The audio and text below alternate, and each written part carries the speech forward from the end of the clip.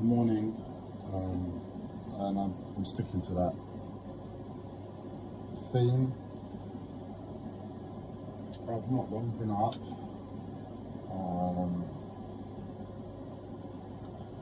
and I can feel my mental health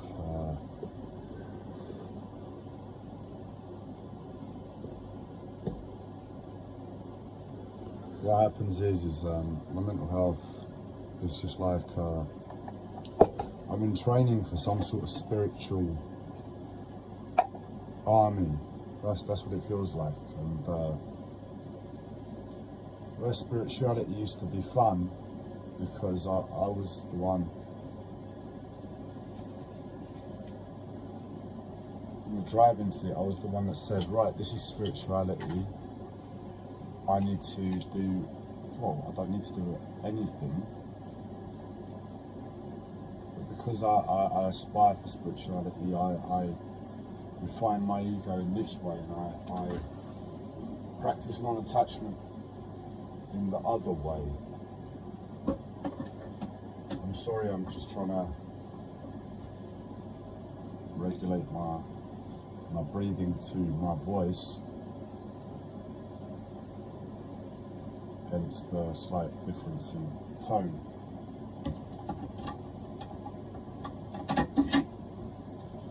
But I was the one in the driving seat. I was like, this is life.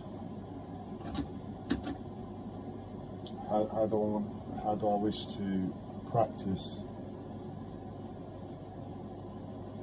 How do I wish to apply my life? You know, I am spirituality. I love spirituality. It makes sense to me. That's the thing. It's like like a religion. A religion makes sense to somebody, and just on that level, not because I worship anything or it's an easy way out, but because it's my life. It's like so many people are born into religion, and somehow spirituality found me, and that's my religion. But if your religion starts turning around, and where you used to worship God, you start worshipping the devil, and where you worshipped, practiced in good faith, it's almost like a chore.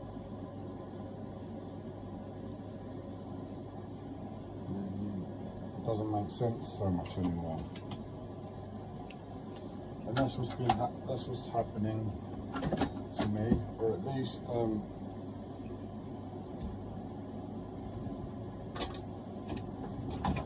that's how it can be perceived. And that's probably what's happening, because I say that, the two options is that I'm being terrorized by some, I was going to say spiritual again, but some sort of demonic spirit, alien, earthbound, rogue corporation, and I'm being terrorized like that, because it's coming at me on this subtle level of my senses, on an emotional level, on an energetic level, physically as well. It's coming at me on all these levels. Unfortunately, science held up its hands a little while ago and said, look mate, we don't have a clue what's going on. Sorry, we end here. We know where we're at in terms of being science. What your experience is another level.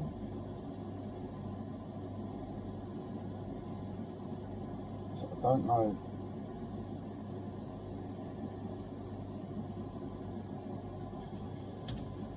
exactly what is going on, but on a lot of levels I'm being terrorized, and it's subtle things at times, but it's taking away any rest, any space, any peace in life, and it's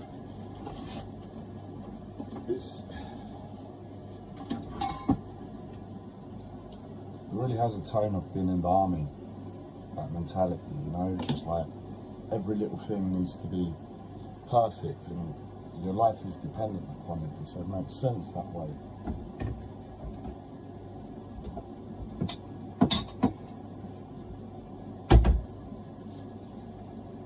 I'm in the fucking army, man. For me to believe this is because I'm in the spiritual army, is because we've got earth changes coming.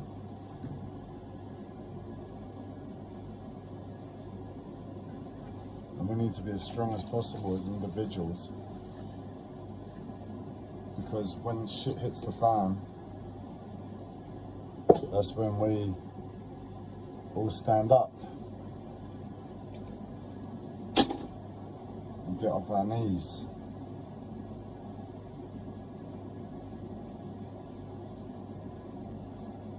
And really that ties into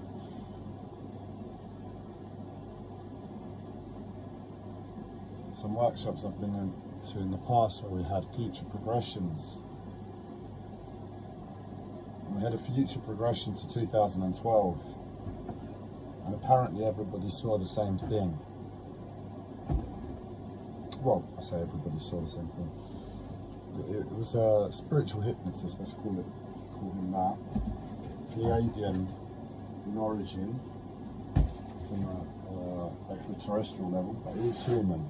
There's no doubt about it. It's not like, oh, I'm Pleiadian first. No, he was human. I just thought I'd add that in.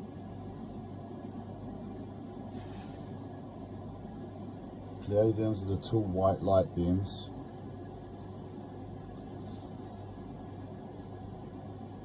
If you want an alien race on your side, unless you're of a different alien race, you want the fucking Pleiadians on your side, man.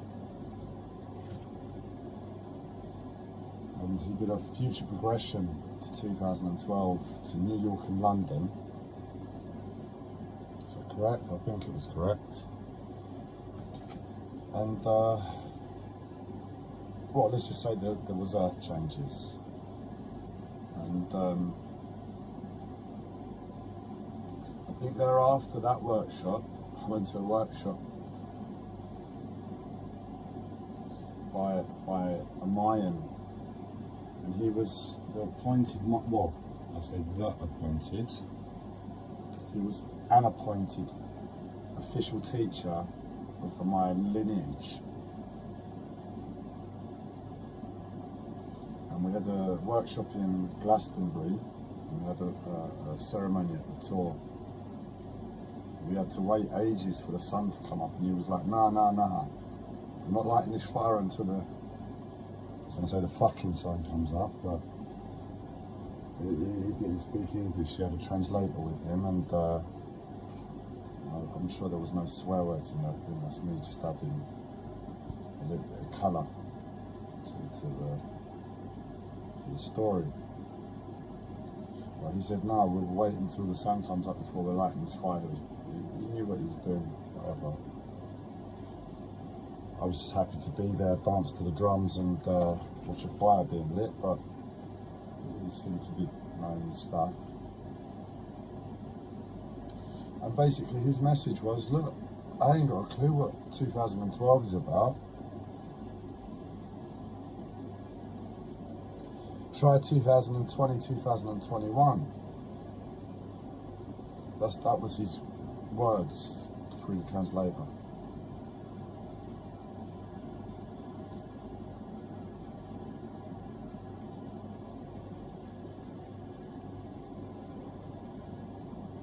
And that really does lie into what I see as indigenous mentality towards spirituality, and that is, we're going to do what we need to do at the right time and the right place. And if you take into account the Flower of Life books, where I believe it was Drumbelow who, well, yeah, it was his book, but he said how he was in South America or somewhere, and they were going to do a ceremony in the jungle. It was a really important ceremony or something, and they went into the jungle and they were there, and all of a sudden there's police and the army or whatever, helicopters everywhere, and they couldn't. They had a choice, you know. We do our ceremony here with spectators if we can. What they did is, he said we just went further into the jungle and just did the ceremony a little bit further down the road. So it's like the same thing in 2012. It's like maybe we had some unfriendly spectators wanting to be around, and they were like, "No, we just got to cancel it for 2012." It's unfortunate. We just rescheduled for 2020, 2021.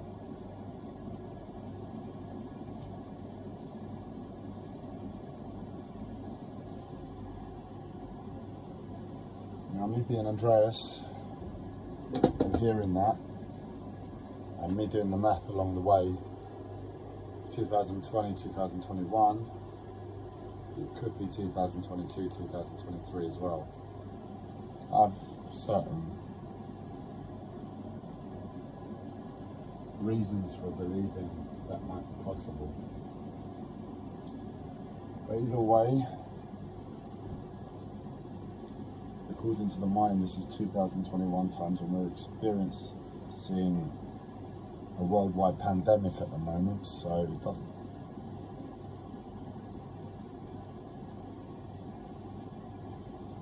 kind of ties up already. As much as the future progressions weren't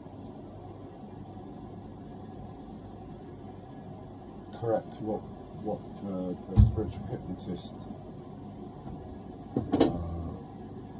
was seeing.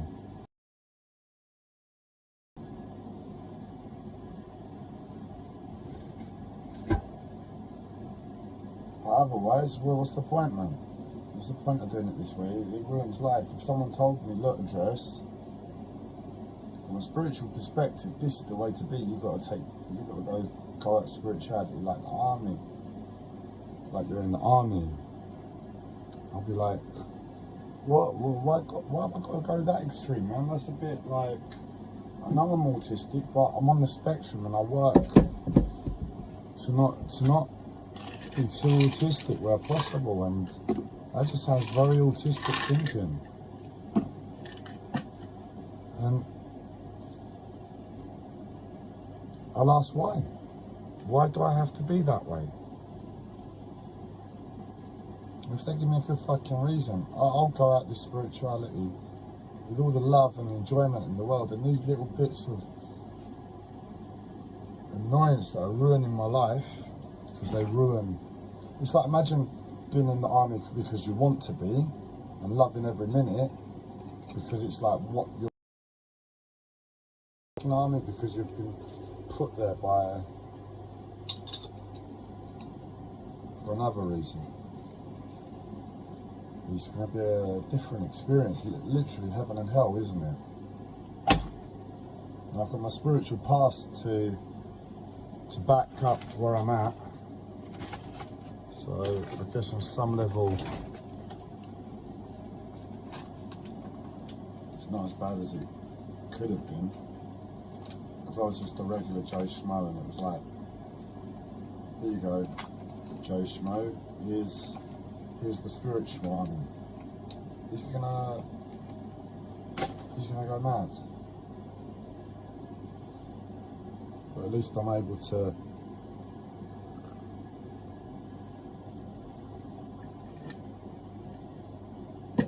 work my way through it.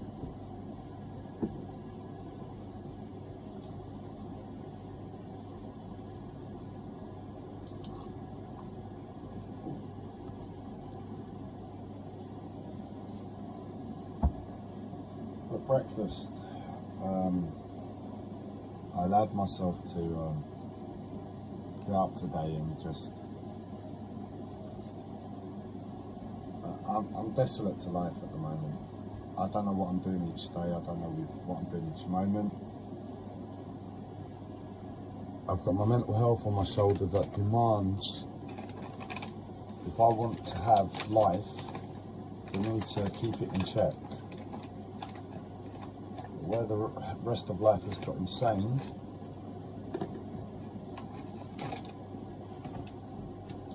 I'm like, well, hang on a second, mental health. I need to get the rest of life in check so I can devote the energy that you require to you, because you require a lot of energy.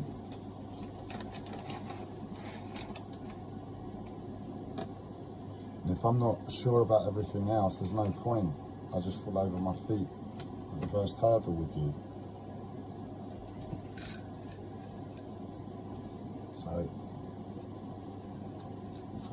for a long time, well, maybe under a year, but for a long time, under a year,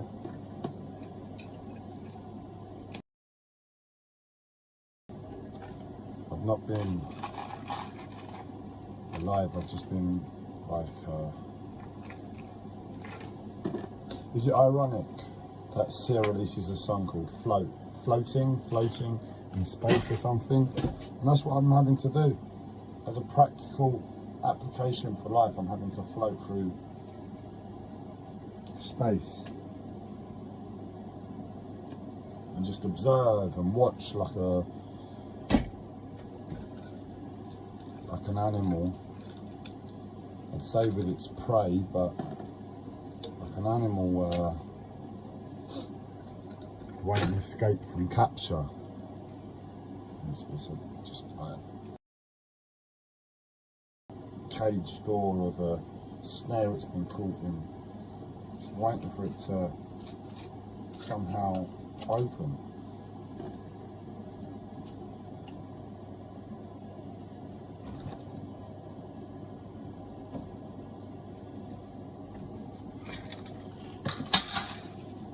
So I woke up and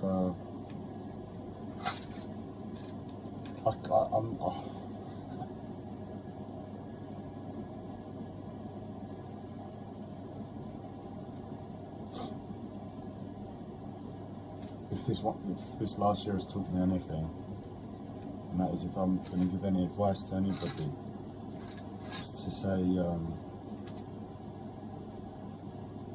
focus on the quality of your sleep and use that as a lesson to guide you through life, because we're going to bed and on a mental level we're lying to ourselves when we wake up that we feel, I say we're lying to ourselves, life is lying to us, because we're sold this idea of a good night's sleep and rest and all of that. But if we're going to sleep and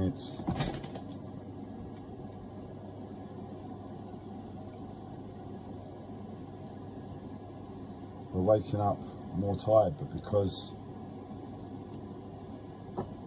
sleep is a disease as well.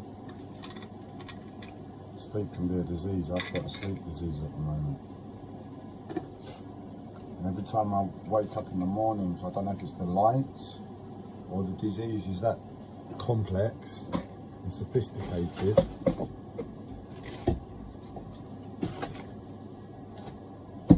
with the light in the morning, my eyes are like life, you know, let's get up. I feel rested in the first instance. That's what every morning, it's almost like, I don't believe it. I haven't believed it all this year, but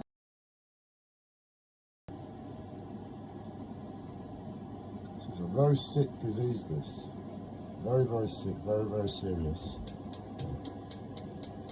And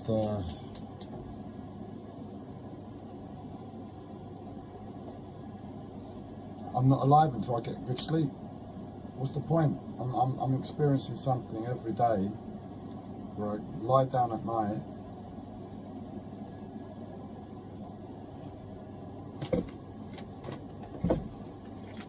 and I wake up the next day weaker because of this thing that's meant to give me energy and rest. In honesty, I might as well not sleep. If I could just lie down and rest my bones, My eyes open or closed, but without the sleep, that'll probably be the best thing for me, given the circumstances. The sleep I found last year, a different sleep cycle, that was sleep. No, I wasn't sleeping all the time. I maybe got 2-3 hours a day. But the way it was broken up, the way my body took to it, it was sleep, you know? And I've come away this year, and I've got this thing on me that wants to knock me out for 8 hours every night. And I can't deal with it. My body's disintegrated. I can't deal with my body.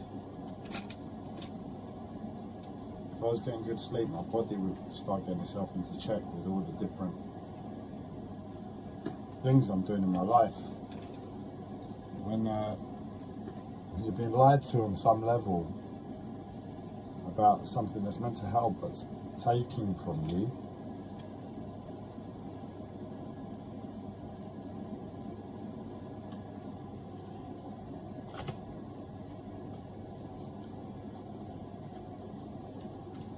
it's no wonder, you know, like,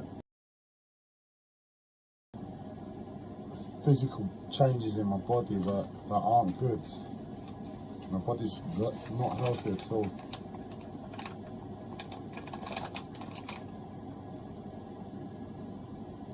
But as I said, on the surface, if I wasn't aware of having anything to compare it to, if I hadn't got the sleep I got last year, I'd come away and I'd be in exactly the same place. I'd be like, yeah, this is great sleep. I've got nothing to compare it to. I'm sleeping every night. That's all that I know of sleep.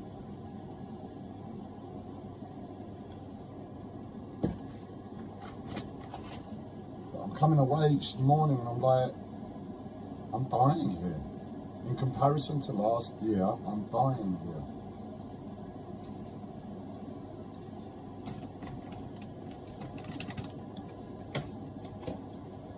And I've got my mental health taking my willpower, well, wanting to tell me that it's taking my willpower the other way. But when I'm not really asserting myself to life, it kind of looks like that. So it's real serious mental health, you know? It's like, as I said, if I wasn't in check of my own body, I wouldn't know these factors. My mental health telling me I'm weak. The willpower's getting taken. But I'm like, nah mate, chill. I'm doing shit all. That's why my willpower is getting taken. But it wants to make me as weak as possible so it can control as much as possible, I guess. I don't know. How can I...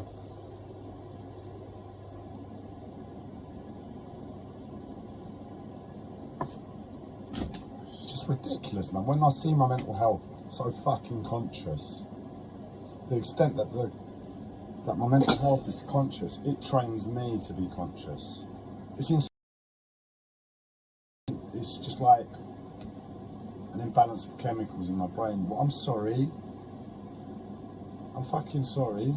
If there's an imbalance of chemicals in my brain that's causing me to train myself on a conscious level to such a fucking extent I could never have imagined consciousness being at. You know, I could imagine pure white light beings on floating on chairs of light because they're spiritual. But all the little bits of detail in between, like, it was just an incomprehension to me. And this is my mental health saying, look, Andreas, here are the little steps. Why isn't science tapping into my brain and finding out what are those imbalanced chemicals? Because my brain is trying to wake itself up on some level, no? And my brain is teaching itself to be conscious on some level. It's horrifying, it's a terrifying experience. But if we could get it down to a chemical level, here's a pill, Andreas, save yourself from 20 years of misery. What's the point? What am I doing? Why isn't science taking note? It's just all geared up in the wrong way.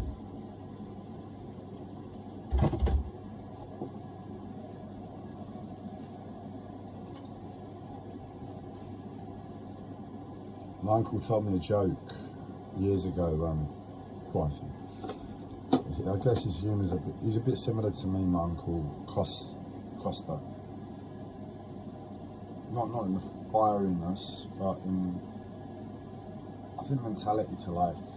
I think that's how my uncle Cos is similar to me, and I'm similar to him. About, he went to a cafe or somewhere and they asked him, he was ordering a coffee, how would you like it, sir? Oh, black please, with milk on the side. And you take a second and you think, nobody orders coffee like that. Coffee with milk on the side, what's the point? Just add the coffee in. Why waste the separate cup? But here I am, black coffee and almond milk. I've got to keep drinking them separately. Don't want to go together. I like the black and I like the white. I don't. Weird, isn't it? Black and white make brown instead of grey.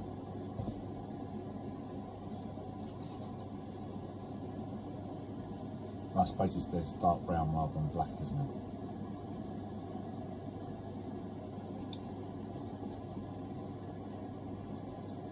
But yeah, I've started drinking coffee like that. Black with milk on the side. I'm astonished at myself, but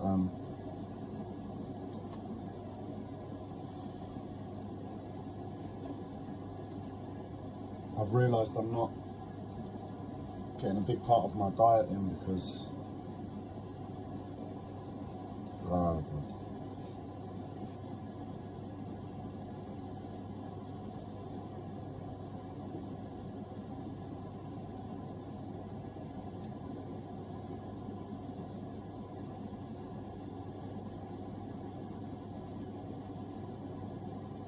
so I went to bed last night. I've been going to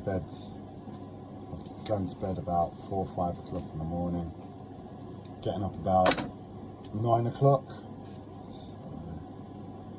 So I just can't face sleep any longer than 4 hours, you know. It's like I don't have the ability to reassert myself and overcome this sleep and regain my sleep from last year. And I'm constantly of the mindset that every day the sleep I get, I'll get weaker. So if I didn't sleep, I'd be stronger. So if I get 1 hour sleep or 9 hours sleep, it actually works in reverse. The 1 hour sleep is better for me. So I don't want to sleep, I don't want to sleep. It gets to about 4 o'clock in the morning and my body's hurting and I just want to lie down. And I'll pass out if I haven't already passed out due to the sleep.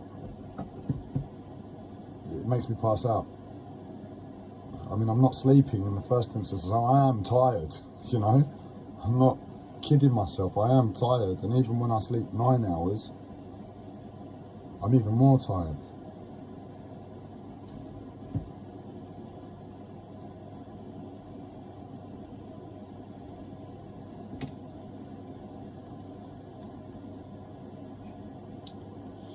So I went to bed last night, 5 o'clock something. Had the intention of waking up about 8.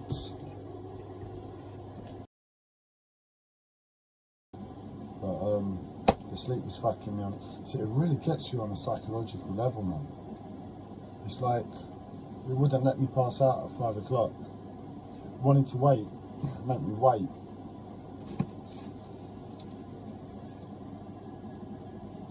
And say, look, Andres, you're not going to get sleep, you're not going to get sleep, you're not going to get sleep, you're not going to get sleep. Because I'm making it uncomfortable for you. And it was uncomfortable, I couldn't rest.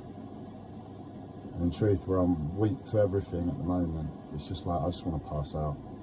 I don't want to be alive, I don't want to experience this life with this sleep anymore. I can't. It's just like the depression as a result of the sleep is unbelievable. I can't deal with it, I'm sorry. I can't deal with it.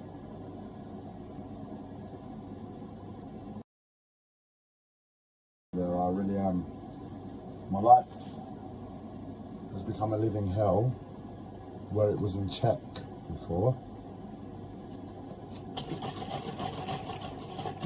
And I just wanted to pass out. That's where I've been for a while now. I can't fight the sleep.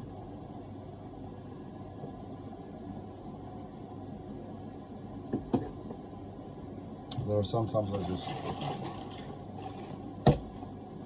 get bored of waiting for the sleep to sort itself out. I'm not here until I sleep. What's the point?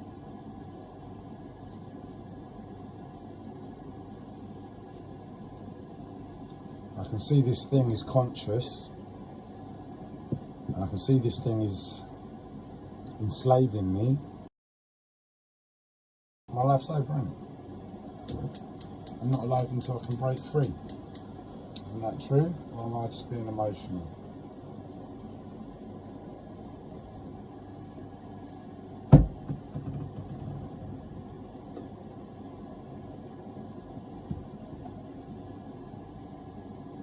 So what I was trying to say is I was going to get up at 8. I don't know how much rest or whatever I got when I passed out, but I can't get up. It's like this, I'm enveloped in a poor sleep bubble, and I get up when it wants me to get up, and I just can't live like this, man. My autism, I just want to